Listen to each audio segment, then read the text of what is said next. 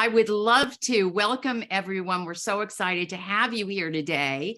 And some of you may identify with being a salesperson, and others of you may identify more as being a coach or a financial advisor or a consultant. And sales is really kind of something that you need to do in order to really do what you love. So a little background, I'm Nadine Keller, and I am, as Linda said, founder of Precision Sales Coaching, which I started, I can't believe it, 18 years ago next month. And at that time, there was not a lot of support for women entrepreneurs, like there is today in terms of coaches, helping them. So I have certainly learned the hard way, a lot of things, ups and downs and all around on this entrepreneurial journey. And the business focuses on the legacy precision business on helping Fortune 100 companies increase their sales and effectiveness. But it has always been my dream to support women entrepreneurs. And so about a year ago, Linda and I started to think about putting together a program to do just that. But before doing it, we were committed to conducting a minimum of 50 interviews. And I'm thrilled to say that we have actually interviewed more than 100 women entrepreneurs at this point, and a lot of themes surfaced. In one of those themes is many women feeling uncomfortable with sales. So while, we've all, I hope, have had some positive experiences with selling, many of us kind of have a sour taste in our mouth when it comes to selling. So let me ask you why that is. And if you could put in the chat, we'd greatly appreciate, why is there with so many people such a distaste for selling?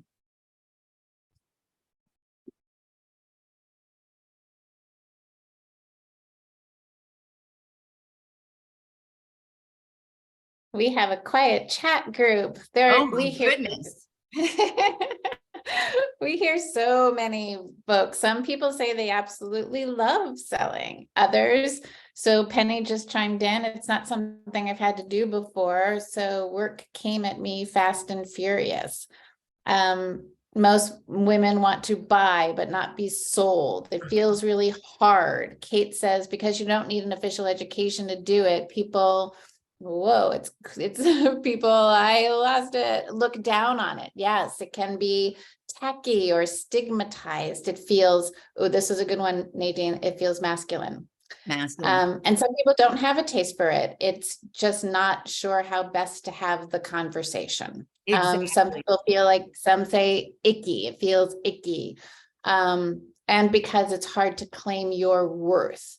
Barb is chiming in with getting your price right is difficult. So lots of mixed emotions around selling. Lots, which was... And thank you so much for that level of engagement. That was fantastic. Yes. Thank you. And that is definitely consistent with the research. So there are people who really embrace selling, which is awesome. And then there are others who feel uncomfortable. And there are a lot who, I don't want to be pushy, right, is a big thing, or I don't want to come off as salesy. So when you look at, I did actually, when we started this, I did a quick search on YouTube and put in selling skills. And so this is actually a screenshot of what came up. So there are a lot of people out there telling us how to sell. And, we've got sell anything to anyone. We have the old sell me this pen, right? Which is a common interview question. And the question becomes, well, why would I sell you a pen if you don't need a pen? So lots of experts out there who are providing a lot of tactics. So for example, closing tactics. We have the assumptive close, what day would you like to get started? We have the alternative close. Would you like the blue or would you like the red? right? And then my favorite, we have the puppy dog close. Why don't you take the little guy home for the weekend and see how the kids, respond to him? So all of these kind of feel, well, they're tactics, right? And they feel a little bit like you're being manipulated, which doesn't feel good for anyone. And if any of you have walked into a store, and as I have, where you immediately get the sense of these people are on commission, you walk in and you're welcomed and how can I help you? And you say, I'm just looking. And then they're on you, well, we've got dresses in the back and we've got this and that and whatever. What's happening there in everything, right? You put on, you look great in. And what is happening there, and somebody said this in the chat, everybody loves to buy. I think most people do, but nobody likes to be sold to, right? And what's happening is the salesperson's need to sell trumps the buyer's desire to buy. And that's why it feels so when you walk into a store that's on commission, and that it's a very different energy, and you're able to sense that right away. So today, what we'd like to do is let's redefine selling. So I think it's Glenn Ross, where with a movie that made famous this concept of always be closing, ABC.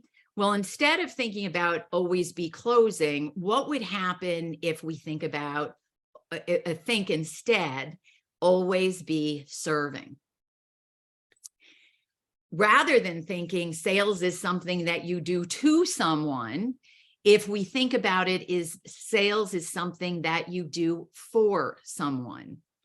And when we think about energy that we bring to the table, the masculine energy really is alive and well in today's sales conversation. And it makes sense, right? Because the sales model and the discipline was actually developed at the turn of the century, and it has evolved over the years, but it's largely been masculine energy.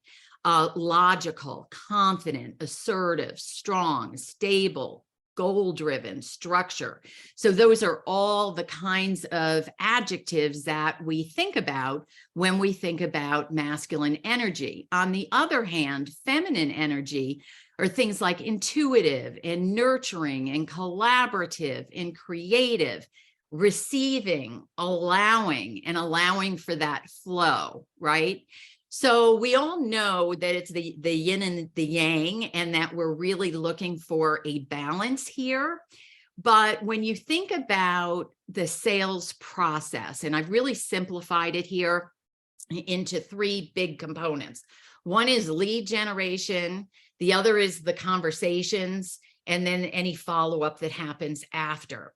Well, with lead generation and follow-up, we may want to lean a little bit more into that masculine energy, but in the sales conversation, it's really so powerful to lean into our feminine energy.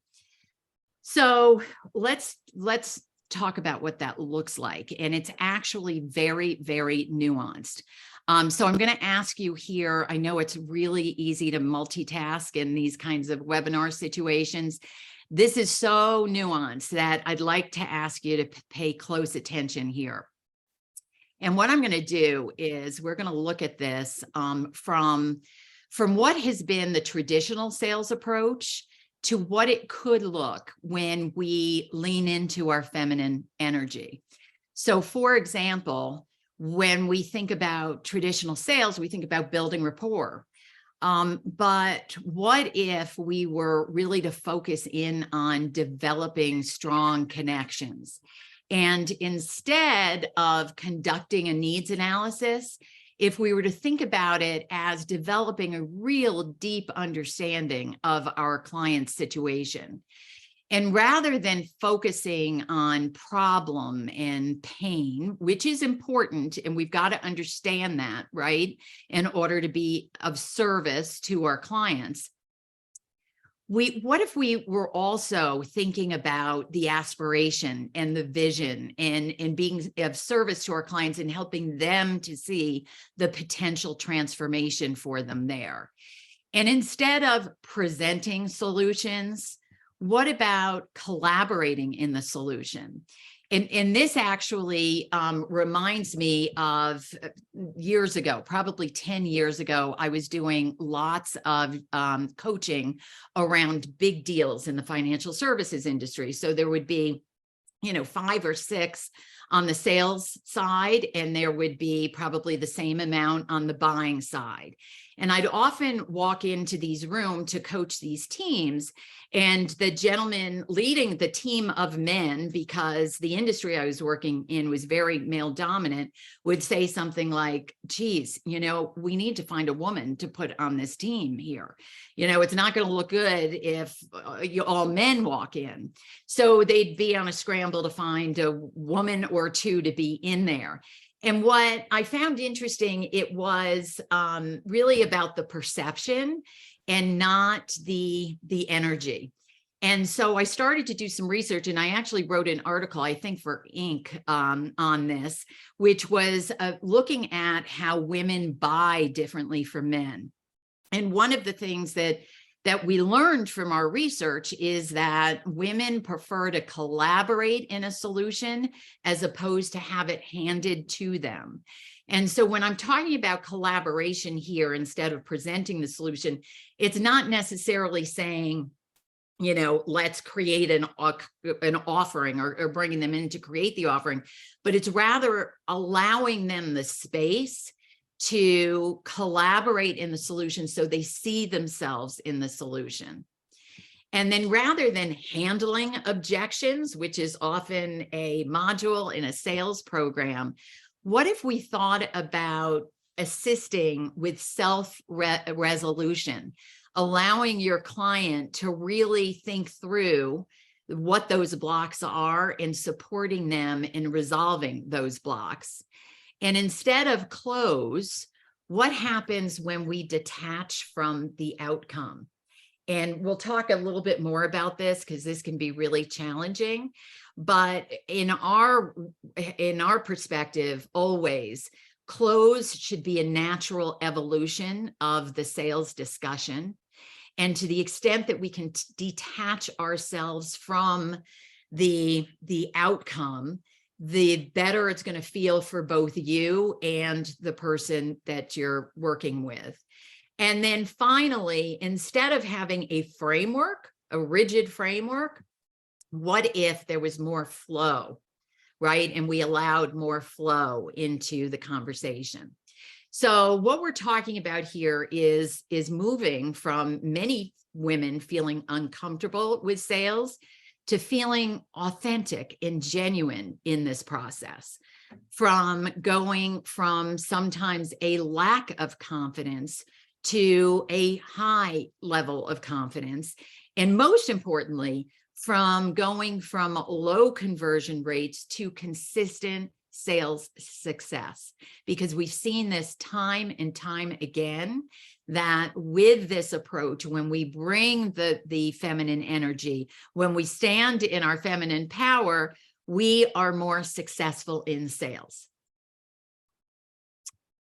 Okay, so let's talk now about specifically how to apply the softer side of sales. And number one, what we want to do is set the right intention and have the right mindset. And this can be absolutely gold. So we are going to play for you an audio that came from a coaching call that we had last week with one of our clients who had just done this one thing, shifted her mindset around sales, and listen to what she had to say. Call this morning with a discovery session with a client or potential client. And I really thought about the conversation Linda and I had and kind of got myself in this mindset of, you're not in this to sell, right? You want this job most definitely. However, just be yourself and be present for the person in front of you. And I have to say, it went beautifully. So she goes on to say here that she actually closed the call. And I think Erin may be on today. And thank you for allowing us to share this. But not only did she close it, but the woman that she was talking to had said that she had interviewed many coaches. And one of the things that appealed to her about Erin was the approach that she took to the conversation. So it can show how important mindset really is. So that's number one. The second is create the right climate to allow for this connection. So what do we mean by that? It really, again, it's mindset. One thing that I do before every sales call that I have, or even a webinar like this, is I get really clear on what my intention is. So for a sales call, it really is to be of service and to try and add value to the person that I'm talking to understand her individual situation, right? And sometimes in sales, we're having so many of these conversations that we forget that this is a unique individual with a unique situation and a unique set of problems. So this is, the first thing that we can really do is to, make sure that we are creating those connections and that are the foundation for relationships. The third thing is to ask questions to understand their problems, needs, and aspirations. So this seems pretty obvious, right? But we are suggesting that you go really deep here. And questions, we want to use open-ended questions, right? Which open the conversation. Tell me about how are you feeling about, tell me more, and this is helpful, please continue, why, how does this make you feel? So people buy from their emotions, so it's important for us to, again, create the climate that allows them to share emotions with you, to ask those open-ended questions that will allow them to do 90% of the talking, at least up front in the sales conversation. So what are we really questioning for? We're questioning for a deep understanding of their situation and their needs. And so when we think about needs, we think about two types of needs. There are business needs. And when I say business needs, I'm talking about the business of the conversation of what the reason why you're talking, right? It's that. But then there are personal needs that fall outside of that. And some of these needs are stated and some of them are unstated. And what I mean by that is that the business stated needs are what they are very happy to share with you. The unstated needs are things that, unless I'm asked or I have a lot of trust in this person, will I be willing to share? So what I'd like to ask you all to do, if you've got a pen or paper or something to jot a note down, I would love you to actually draw this out for a minute, because we're going to do a brief exercise. We have a lot of financial advisors on the phone today, and I would expect that others who are not financial advisors probably have a financial advisor in their life. So we're going to use that as an example. And I would like you to jot down an example of a business stated need. If you are a financial advisor or if you're a client of a financial advisor, what need might the client have? What are some examples there? And I'll give you a second to jot that down.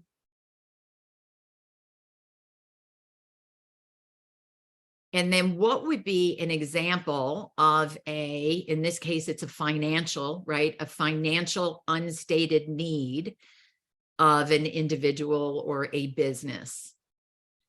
So unstated, you might not disclose it, unless you really trust the individual or if you were asked. And then let's go to the personal side. And what would be a need that if you're a client of a financial advisor, you'd be happy to tell them? That falls more on the personal side. And then what might be an unstated personal need? So again, there has to be kind of a level of trust, and maybe you'd be asked about it in order to share it. So if you've got some, now if you can share in the chat, let's start with the business stated. Can you put in some examples that you came up with?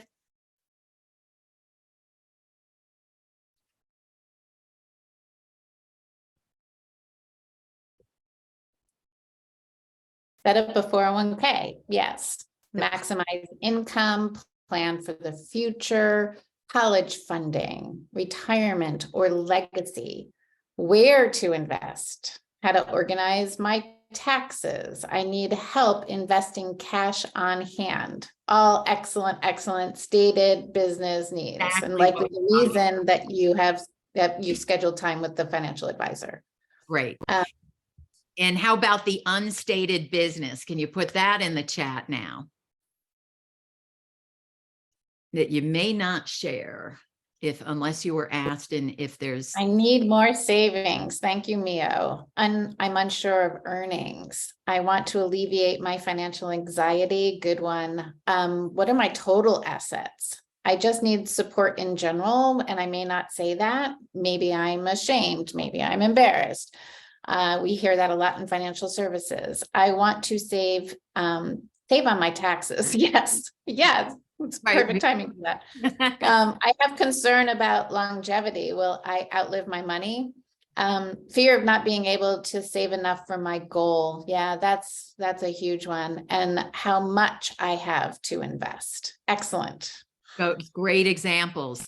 And now what about the personal stated? What might they share?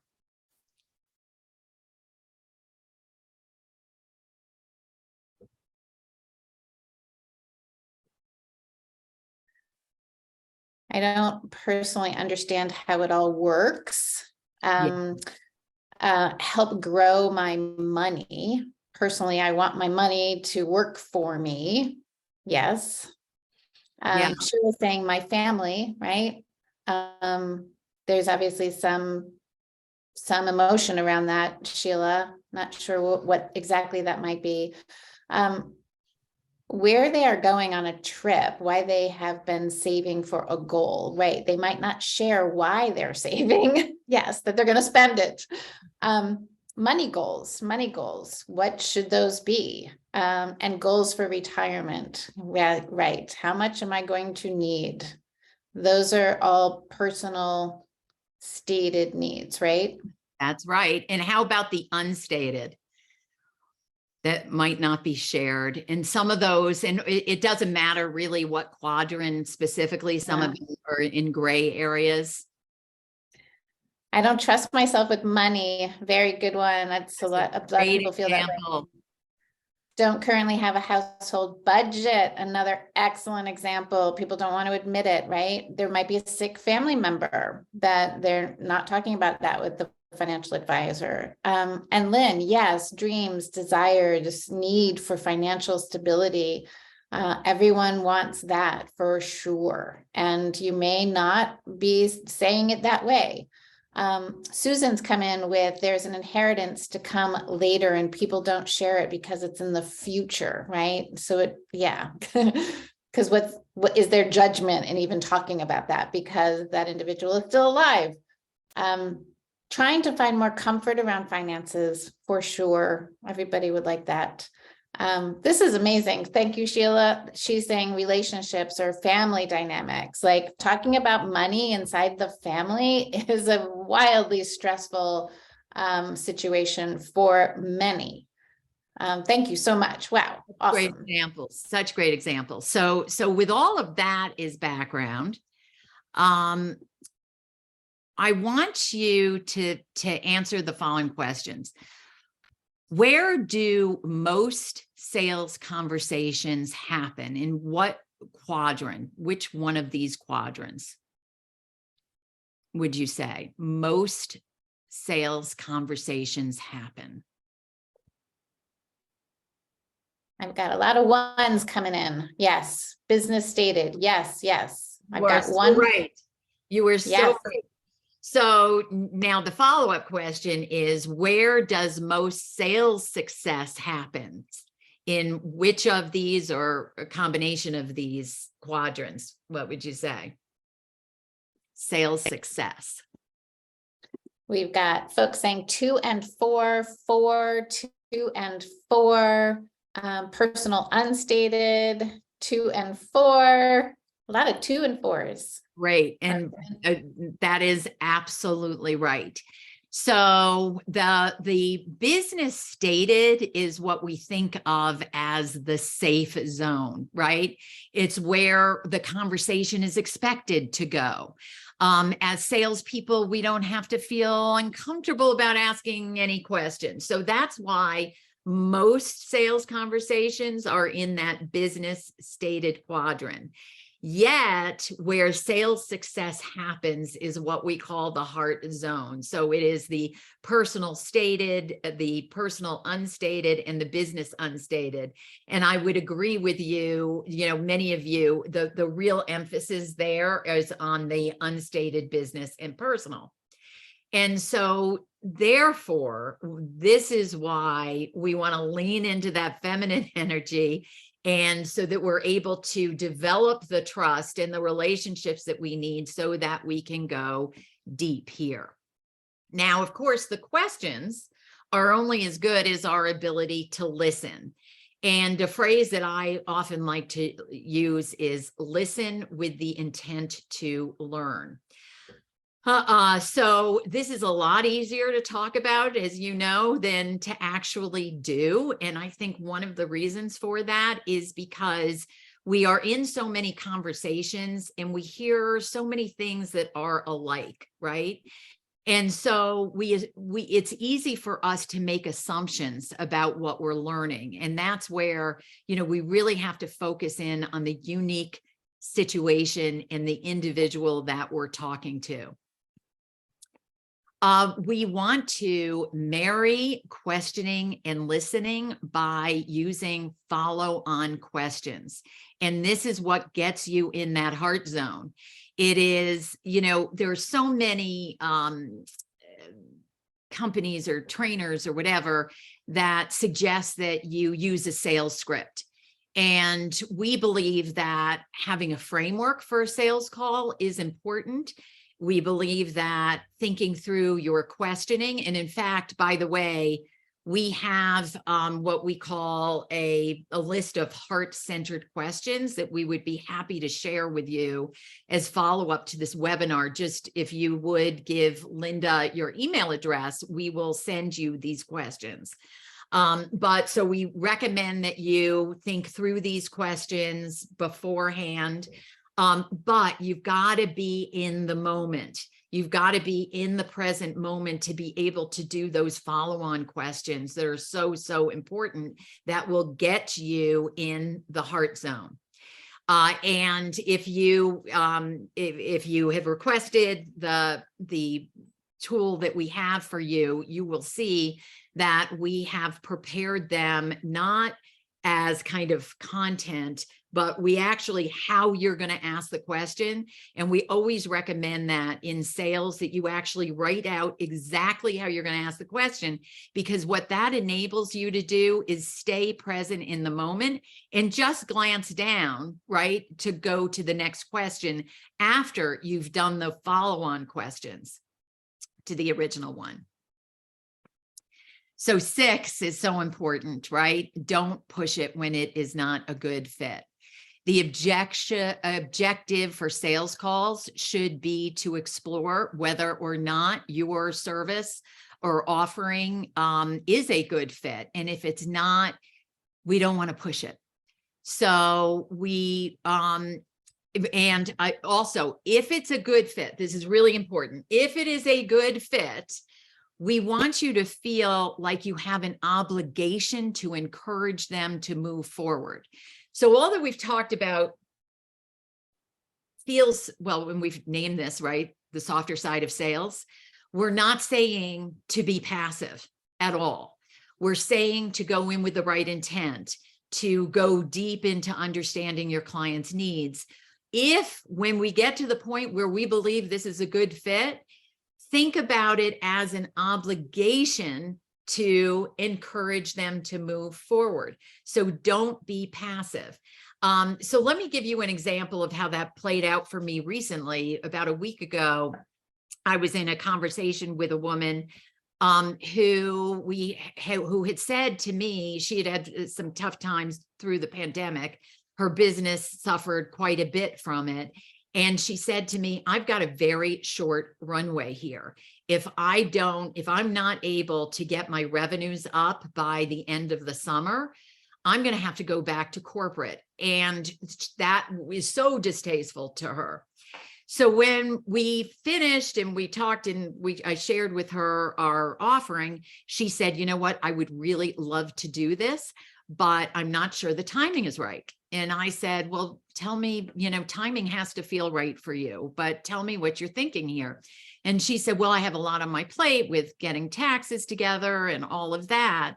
And so I said to her, I asked permission, right? Can I be perfectly honest with you? I said, 10 minutes ago in this conversation, you talked to me about this short runway and how absolutely horrible it would be for you to have to go back to corporate America. And now I'm not getting that sense of urgency. Help me to understand what's going on there. So this is what I mean by saying we have an obligation. We don't want to be passive.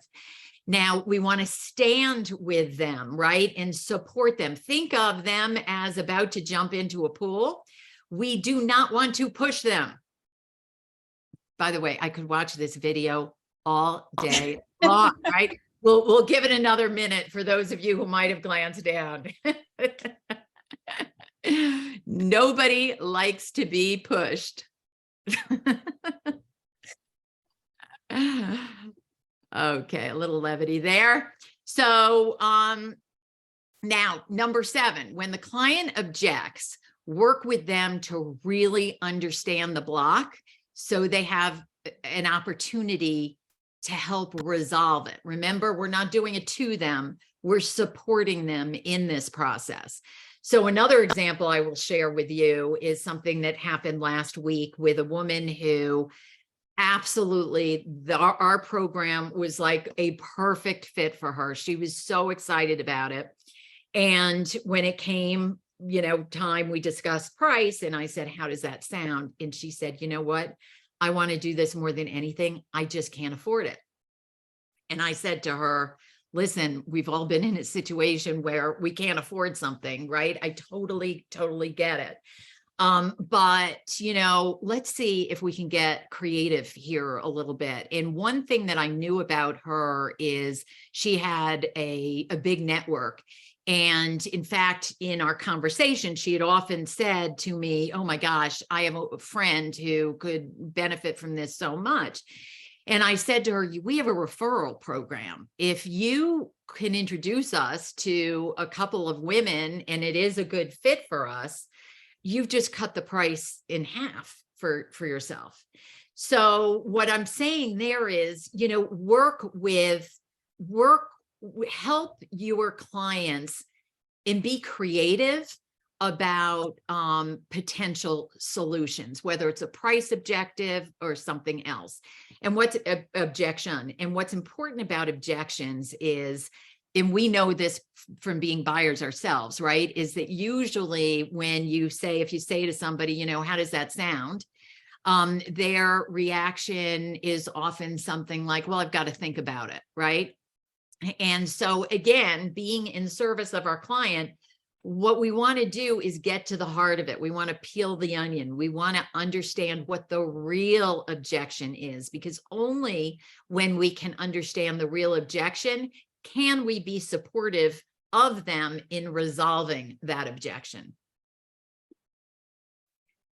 When the client objects, work with them to really understand the situation, right? And help them resolve it, which is exactly what I just said.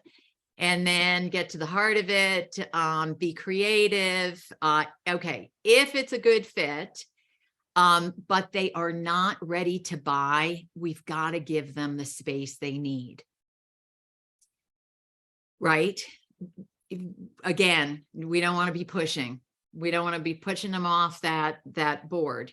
But having said this, what's really important is we have to follow up regularly. And this is where salespeople often fall short, because we sometimes feel like it's uncomfortable to do so. And we know from research that on average, it takes 5 follow-ups before a close.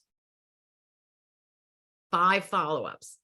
So in our follow-up, we do want to be looking for opportunities to be adding value. So there are some check-ins, we can do that kind of thing, but also often, you know, if you have an article that you can share based on the conversation that you had with them, you know, things like that, but be consistent in that follow-up. Again, that's leaning into the masculine energy. And trust that the right people will join you at the right time.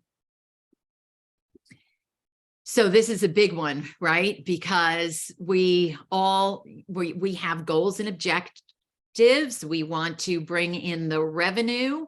And so when we talked earlier about this idea of detachment, you know, it can be tough, and we understand that. But again, it comes back to the right mindset. So I am going to put this down for a minute and see what questions you might have. And if you can put them in the chat, or Linda, I don't know if you received. No questions came in. No questions came in. Any questions that anybody has? We'll give it a minute.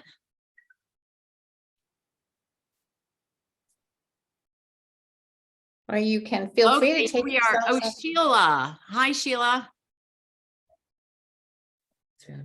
Hi. So my question is, what if you get annoyed at them? Is this self-regulation that you have to do, or take it? I don't know. Because we have feelings too. Sure. So tell me, can you tell me a situation, Sheila, where you may get annoyed with the client? Yes, actually, I have a live one. Maybe you can help me. So my partner and I do suggest that sometimes working with a male partner colleague is good too, because I do the soft part and confirmation, affirmations, and I see the difference. They are more go-getters. They are getting to the point sooner than me, and I'm practicing this, but they can describe and what they are doing and what they're suggesting better. So I would like to practice it for me also. So I'm learning.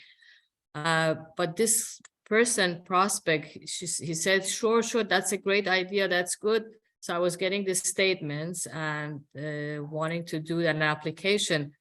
I did all the application, a lot of research, because I had some questions that he did not answer. He didn't have time. So I did more research to find out myself. After application was sent through DocuSign electronically, I can't get the person back. Either on the phone, he says, I'm very busy in a meeting, I'll call you back, or I email, and I don't want to push it too much. My time is valuable also. So I'm not sure if I should continue once in a while, but everything has an expiration. The DocuSign has an expiration. So the last email I said, please let me know if you have questions or you want more explanation. I thought this is what you are what you wanted, not even agreed to. So yeah. So Sheila, that's it's a common problem, right? Where you often you're feeling ghosted by the client and you're not sure what happened. So I would say 2 things there. The first is that it's the client's timeline. It's not yours, number one. So recognize that. However, again, if you are in service of them, and for example, you have these DocuSigns with a time frame on them, you have an obligation, right, to remind them and to be diligent in your follow-up. But again, it goes back to it being their timeline. One thing that I have found works really, really well is I will say, and I'll send an email and I will actually put in the subject line, I don't want to cross the line from being what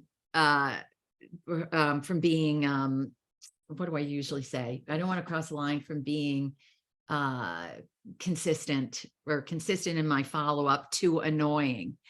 And so what often happens, and this is amazing because it was my son, I just suggested that he do this a couple of weeks ago, and he said, he's just not calling me back. He's not calling me back.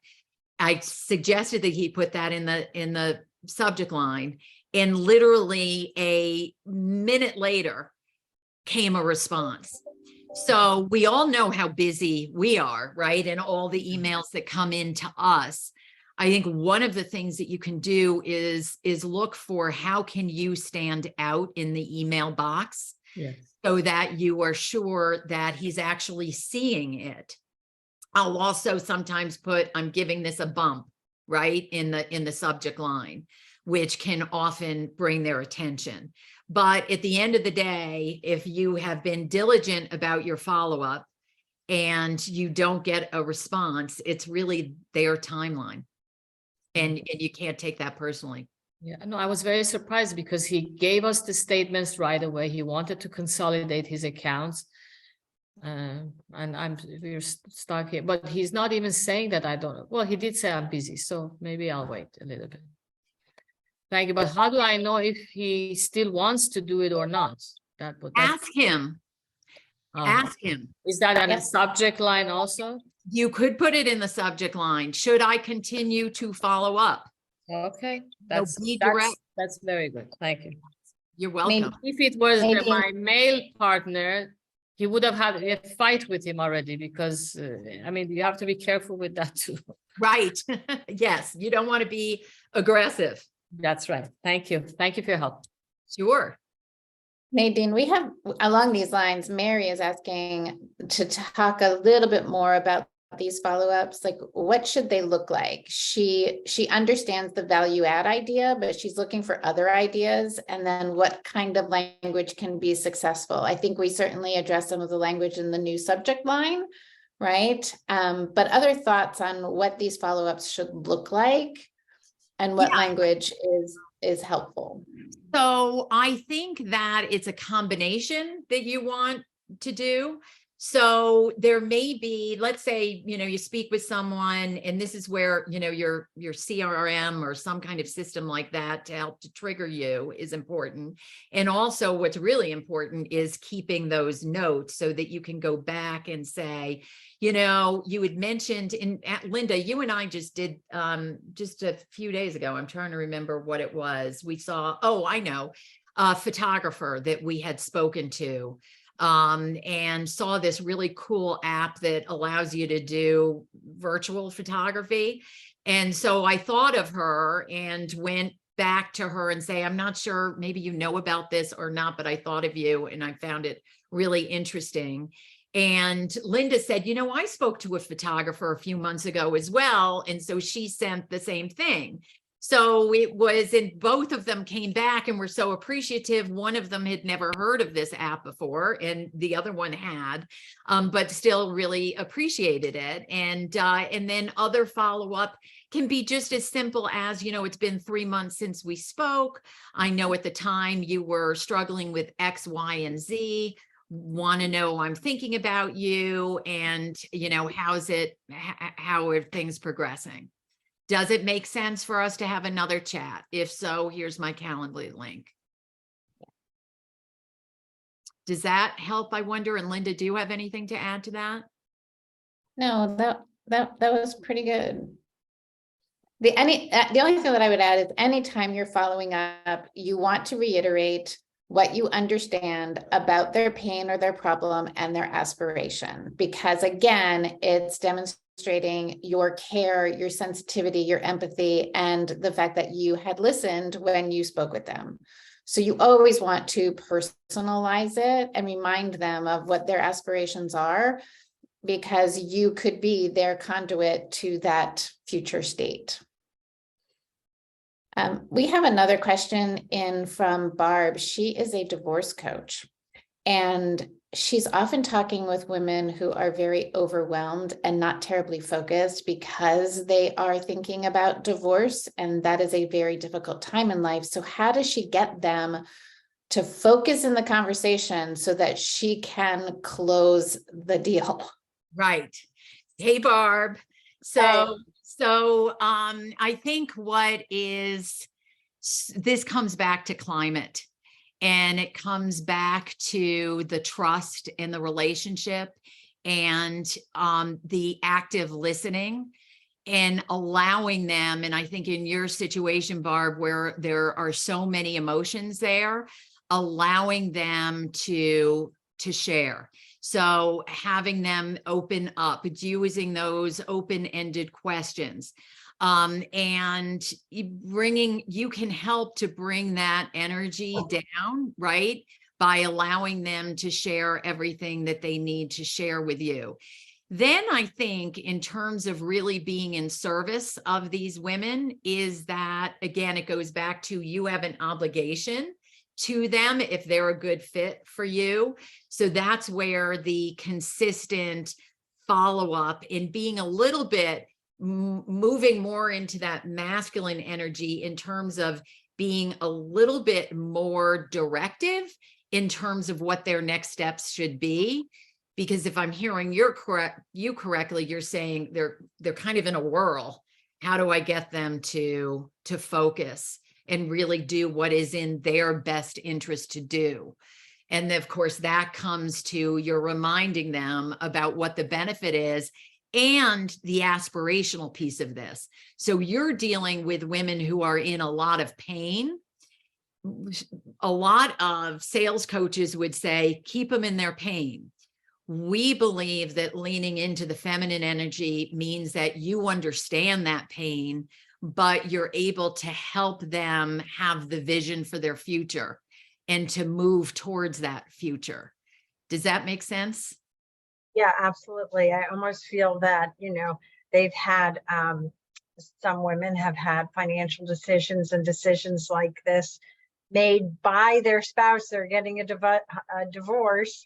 They don't have anyone to, bounce this off of. So they're struggling. They're feeling overwhelmed, and they know they need the service. They know they need the support, and yet they struggle with what's my future look like. So we often talk about, how can this be helpful, or what does your future look like, and things like that. And then they can calm down, but the whole thing can, exactly. They're juggling with a lot. Barb, there is one other technique, this is Linda, that I think would be really super helpful to you. And that is at the beginning of the call, you should lay out for them the flow of the meeting and present to them, like, this is how I would like today's call to go. I'd first like to get a better understanding of your situation, what's going on, how you're feeling right now, what you're thinking about. And then I would like to segue into what your desired future state is, right? Where do you want to be that you're not right now? And then if I think that you and I might be a good fit to work together based on that conversation, we can talk about that. I can share a little bit about how I might be able to support you. And we'll go from there. Because I don't take everyone, I would invite you to join and collaborate with me. But let's have this conversation, see if we're a right fit first. Now, I didn't do that as smoothly as you would do, knowing your business, but when you lay it out at the beginning of the call, when it's time for you to segue into okay, let's talk about whether or not, we would be a good fit to work together. By now, you may have decided that they're not a good fit, and you can end the call, obviously graciously and respectfully and kindly. If they are a good fit, you can ask her if she would be interested in learning more about how you might support her.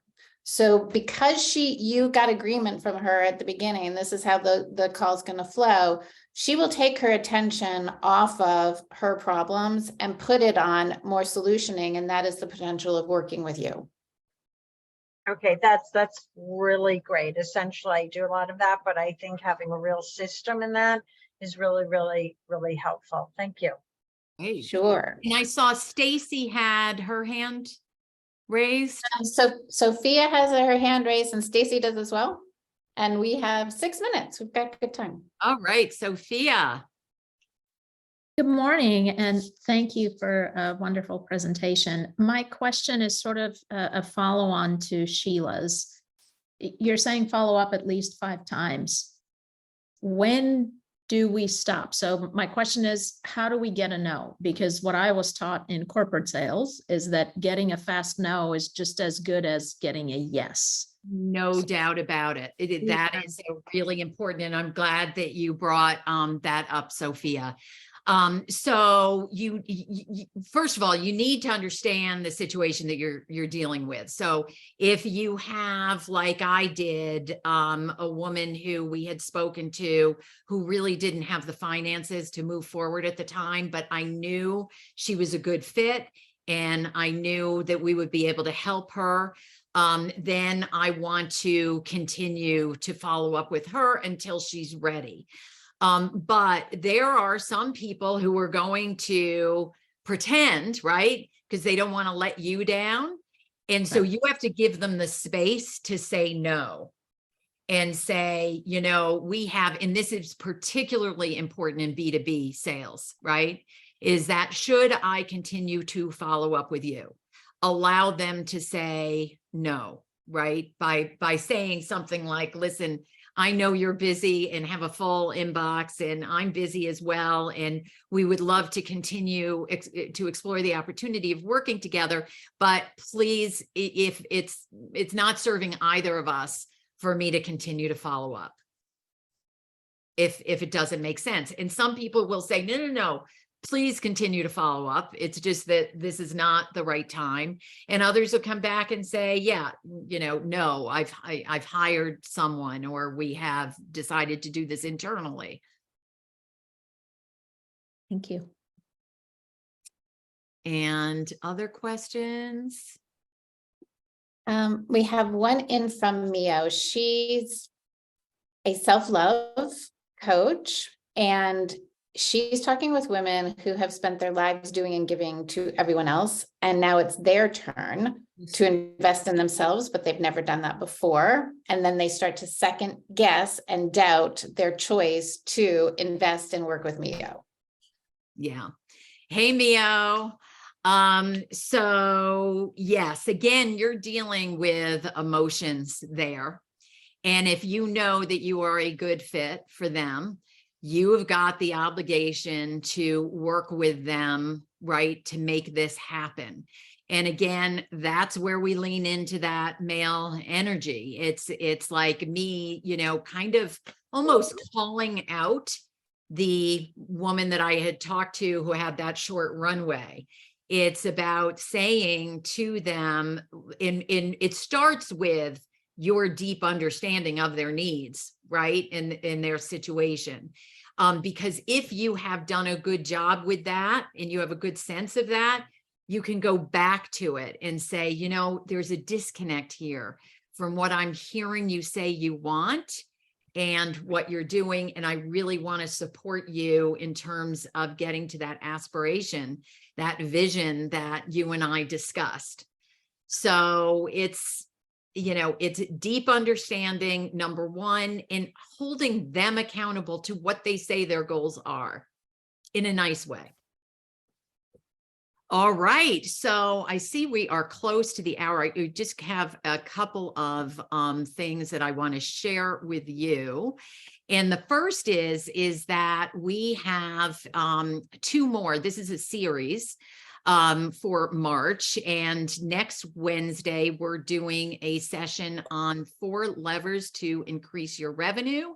And the following is all about pricing, because we know that women undervalue and underprice themselves, and we don't want that to happen. So, so please join us. I know we have a lot of financial advisors on the phone, and with limited opportunity to be able to price. So what might be more relevant to you is next week's session, where we're doing a deeper dive in lead generation. And then also we invite you to connect with us individually. We'd love to hear about your business, and we'd love to share with you how we support women entrepreneurs, because we're so passionate about it.